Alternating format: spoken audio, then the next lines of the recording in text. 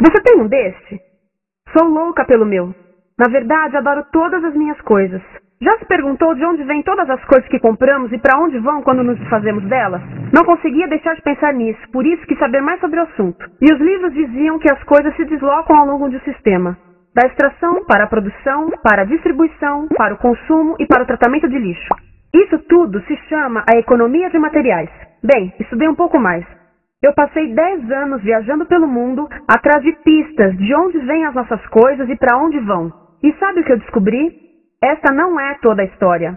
Falta muita coisa nessa explicação. Em primeiro lugar, nesse sistema parece que está tudo bem, sem problemas. Mas, na verdade, é um sistema em crise, porque trata-se de um sistema linear, e nós vivemos num planeta finito. E não se pode gerir um sistema linear num planeta finito, indefinidamente. Em todas as suas etapas, esse sistema interage com o mundo real. A vida real não acontece numa página em branco. Interage com sociedades, culturas, economias, o ambiente. E durante as etapas, a vida vai se chocando contra seus limites. Limites que aqui não vemos porque o diagrama está incompleto.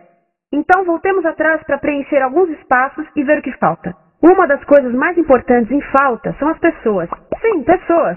As pessoas vivem e trabalham em todas as etapas desse sistema, onde algumas são um pouco mais importantes que outras. Algumas têm maior poder de decisão. Quem são elas? Comecemos pelo governo. Meus amigos dizem que eu devia usar um tanque para simbolizar o governo, e isso é uma realidade em muitos países, e cada vez mais também no nosso. Afinal, mais de 50% dos nossos impostos vão para os militares. Mas vou usar uma pessoa para simbolizar o governo, porque acredito nos valores e na visão de que o governo deve ser das pessoas, pelas pessoas, para as pessoas. A função do governo é olhar por nós, cuidar de nós. Esse é o seu trabalho. Depois vem as corporações. O que leva as corporações a parecerem maiores que o governo é porque elas são maiores que o governo. Atualmente, entre as 100 maiores economias da Terra, 51 são corporações.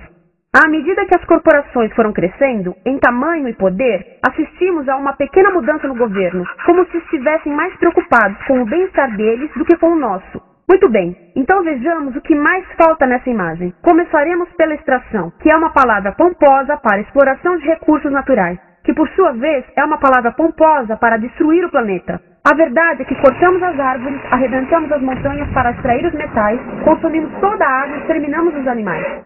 Aqui enfrentamos o nosso primeiro limite. Estamos ficando sem recursos naturais. Estamos utilizando demasiados materiais.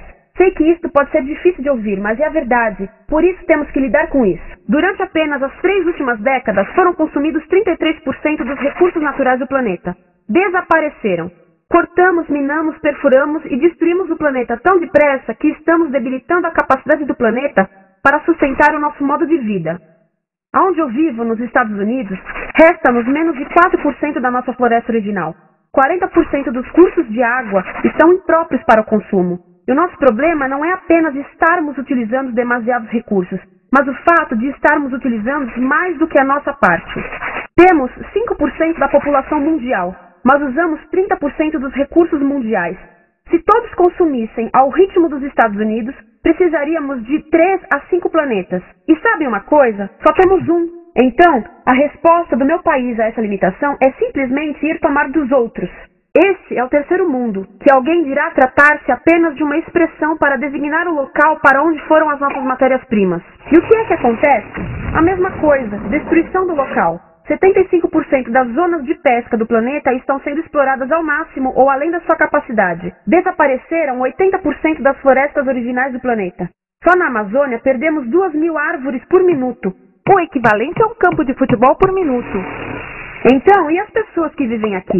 Bem, de acordo com esses sujeitos, eles não são donos desses recursos, mesmo que vivam lá há gerações. Não são donos dos meios de produção, nem compram muitas coisas. Nesse sistema, quem não possui nem compra muitas coisas, não tem valor.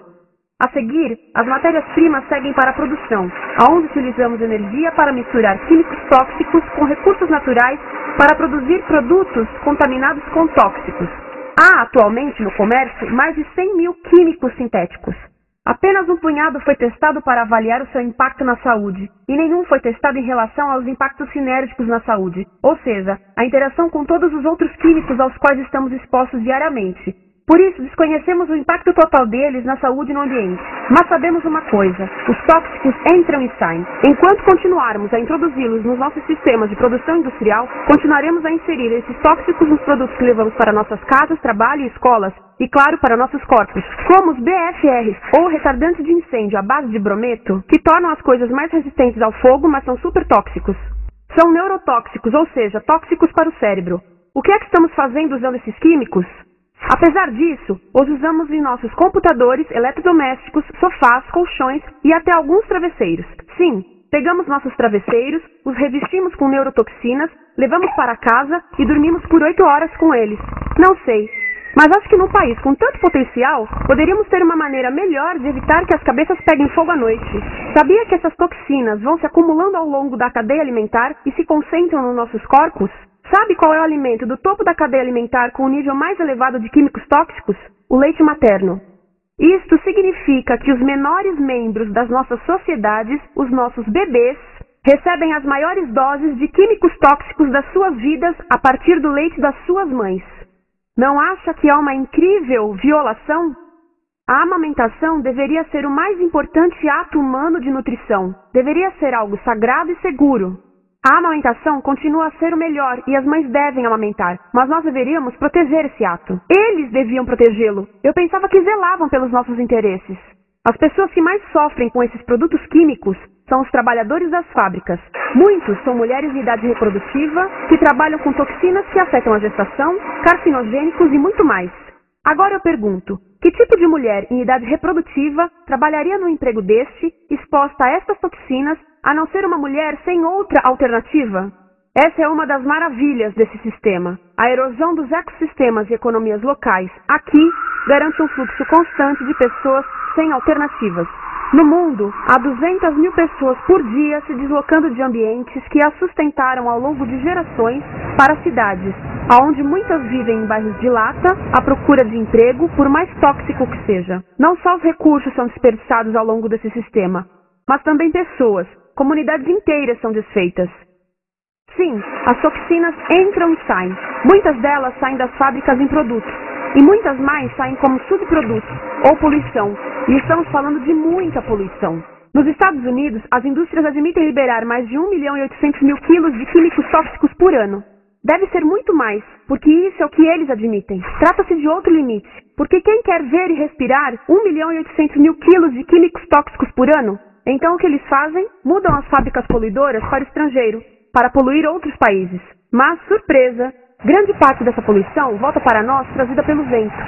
E o que acontece depois de todos os recursos naturais serem transformados em produtos?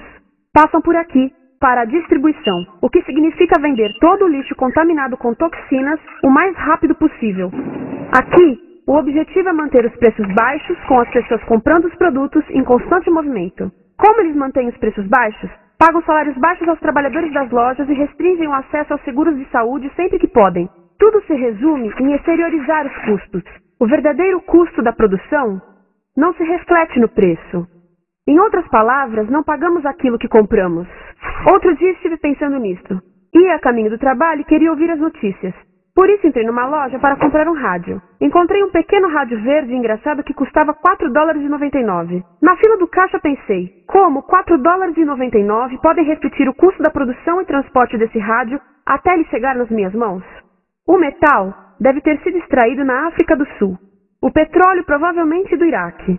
O plástico produzido na China e talvez montado por uma criança de 15 anos numa fábrica do México. $4,99 não paga nem o aluguel do espaço ocupado na prateleira, nem parte do salário do empregado que me atendeu, ou as viagens de navio e caminhão que o rádio fez.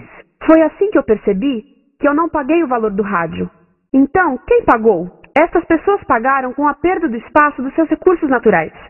Estas pagaram com a perda do ar puro, com o aumento de doenças como asma e câncer. As crianças do Congo pagaram com o seu futuro, pois 30% delas abandonam a escola para trabalhar nas minas de coltan, um metal que usamos em aparelhos eletrônicos baratos e descartáveis. Essas pessoas pagaram